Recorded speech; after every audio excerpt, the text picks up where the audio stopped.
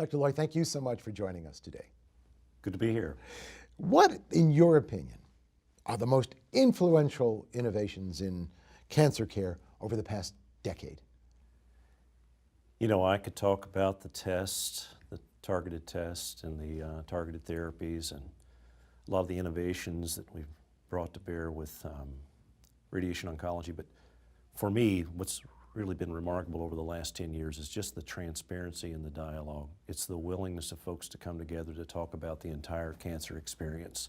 Folks that are living with cancer, payers, providers, all the folks that are talking about all the key issues around the utilization of technology and the associated costs and the patient experience. So that openness and transparency and dialogue, we wouldn't have heard that 10, 12 years ago.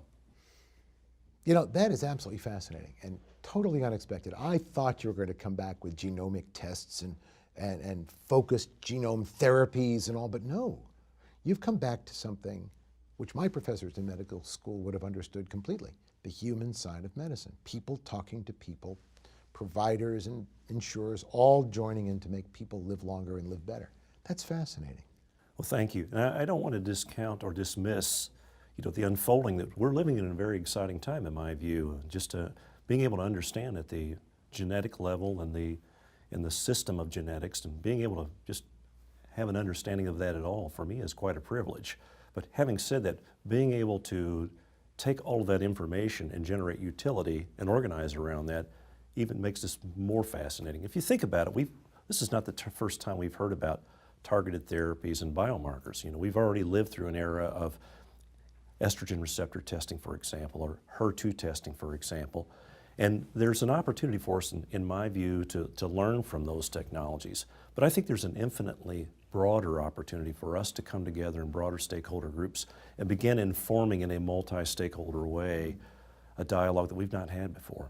That's great. I take from your answer almost that the technology is a given, that people, smart people, are working on innovative stuff, and there's stuff in the pipeline, and all this is going to come through.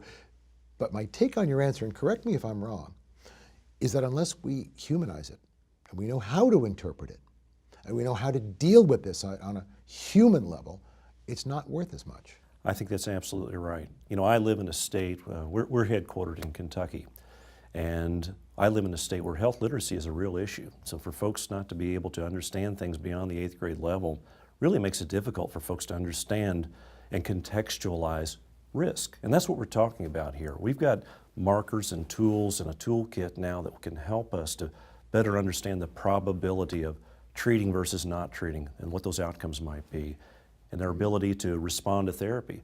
But that's very different from a conversation with a doctor that says, now, what would you do if you were in my shoes? Or versus what is the probability, or what are my chances of responding to therapy? Right. Very different context. It places a real burden, now that we have all this information, on a doctor to share that, and on other providers and reimbursement people too, to contextualize all of it. There's a shared accountability that I think is really coming to the surface now that we're all going to have to take part in order for this to work well.